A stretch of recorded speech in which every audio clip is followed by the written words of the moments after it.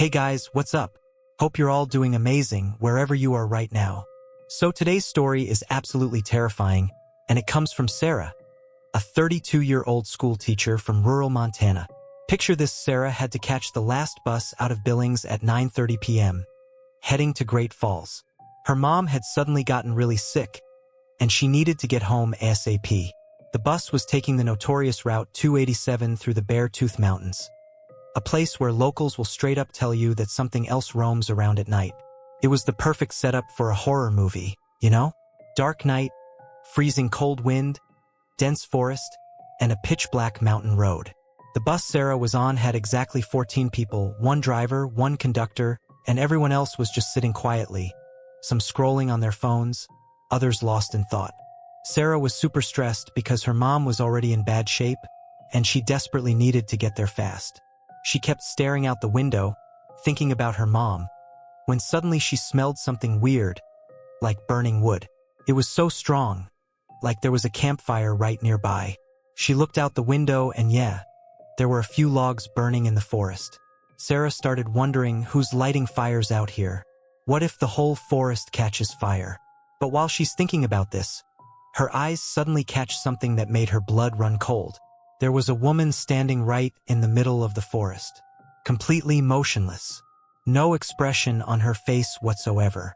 I mean, you couldn't even see her expression clearly, but her body wasn't moving at all, and she was staring directly at Sarah. When Sarah looked closer, the woman's face seemed really blurry, like looking at a faded old photograph. Sarah rubbed her eyes and looked again. Nobody was there. She figured maybe she was hallucinating from all the stress about her mom. But everything was about to change. The bus reaches near Glacier National Park, the most isolated part of the mountains. Suddenly, the engine dies. The lights go out. Complete darkness except for the wind and a couple people's phone flashlights giving off some light. The driver says, "I think we're out of gas." But the conductor immediately goes, "Dude, no way. I filled up this morning." All the passengers start freaking out. It's nighttime, middle of the mountains, and nobody had cell service. Everyone's faces just showed pure panic. The driver tells everyone to get off the bus. One by one, everyone starts getting off, and Sarah's getting off too when her scarf gets caught on the conductor's seat. As she's trying to untangle it, she glances at the conductor's seat and sees a woman sitting there with what looked like a burnt blanket wrapped around her. Sarah's thinking, everyone else is getting off, why isn't this woman getting off? And what's she doing in the conductor's seat? But then the woman slowly lifts her head, looks at Sarah, and gives her this absolutely terrifying, creepy smile. Her eyes looked like she wasn't even alive. Super weird, emotionless eyes. Sarah could feel this dark, twisted energy around her. Sarah immediately gets the hell out of there and starts walking around outside. A little while later, the bus starts working again. Everyone gets back on. As soon as the bus moves forward a bit, the temperature inside drops like crazy, like someone turned on the AC and cranked it to the lowest setting. Sarah says her fingers literally went numb from how cold it got. Everyone starts putting on their sweaters. It's normal for temperatures to drop in the mountains, but the way it happened was weird, like it dropped all at once instead of gradually, you know? Sarah wraps her shawl around herself, but she starts feeling like someone's choking her. She couldn't breathe properly. She turns around to ask for water, but when she looks back, her breath literally stops. That same woman from the conductor's seat was now sitting right behind her, with that same creepy smile, staring at Sarah. And this wasn't a normal smile. It was so disturbing that you wouldn't even want to look in that direction. Sarah quickly turns back around, completely terrified. She's thinking, how did this woman get back here? Why is she staring at me like that? Why is she giving me that horrible smile? Sarah gets the courage to look back again. Nobody's there. The back seat was empty. Sarah gets completely stressed out and decides to stop thinking about all this stuff, because the more she thought about it, the more confused she'd get. But then Sarah starts feeling a sharp pain in her lower back. At first she ignored it, thinking maybe it was just a spring in the seat. She shifted around a bit, adjusted her position, but the stabbing pain kept getting worse. It felt like someone was literally stabbing her with a knife, really violently. Suddenly, Sarah screams. Her scream pierces through the silence of the bus so loudly that everyone who was sleeping immediately jolts awake. People get up from their seats and rush over to Sarah, and the conductor comes running over like, "What happened, ma'am?" There's this elderly woman who looks closely at Sarah's back, and the first thing out of her mouth is, "Oh my God." Now everyone looks at Sarah's back, and everyone's blood runs cold. Sarah had a deep wound on one side of her back, completely fresh, like someone had just stabbed her with something sharp. But here's the crazy part. How did she get hurt? Nobody was sitting near her. Nobody attacked her. There was nothing sharp on the seat that she could have sat on or gotten stabbed by. Nothing. The people are like, "When we got off the bus earlier when it broke down, some bug must have bitten you. There are all kinds of insects here. That's probably what happened." Everyone agrees with this explanation, and after that everyone goes back to their seats to sleep. Everyone else had sleep in their eyes, but Sarah's mind was still wide awake. After everything that happened, Sarah just wanted some peace and quiet, but there was no way she was getting any peace, because just seconds later, not even minutes, just seconds, Sarah starts hearing whispering in her ears. It was some kind of voice, but not human, like someone speaking in some ancient, forgotten tribal language, or like the dying breaths of someone about to die right next to her ear. The voice was terrifying, and Sarah's fear kept growing. She was scared that if she opened her eyes, she'd see something she couldn't handle. But the voice kept getting louder and louder until she finally opened her eyes. What she saw was way more terrifying than anything before. That same woman who was sitting in the conductor's seat was now sitting right next to Sarah. So close their shoulders were almost touching, just staring at her. The woman's face was completely blank. Her eyes were empty, no tears, no emotions. Just empty, dark, staring eyes. It seemed like there was nothing left inside this woman. No emotions, no expressions, nothing. Sarah sees her and screams so loud that it breaks the silence of the bus again. People who were sleeping immediately wake up startled.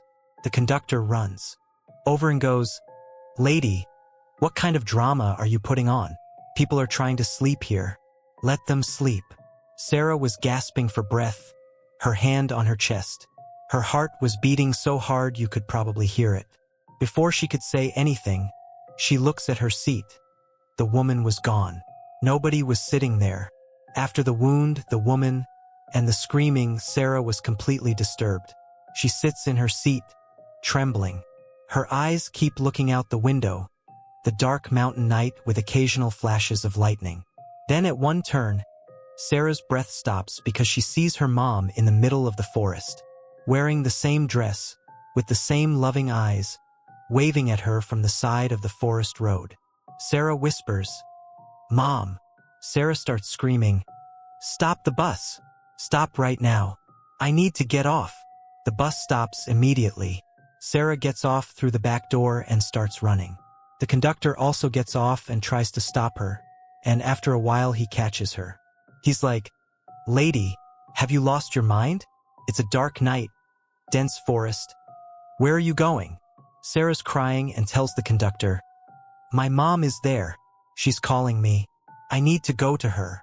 And without any hesitation, she heads into the dark forest road, like someone had taken away her consciousness, like Sarah had no control over herself, like someone had hypnotized her.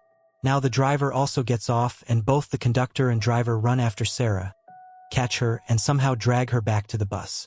Sarah gets mad at the driver, but he doesn't say anything.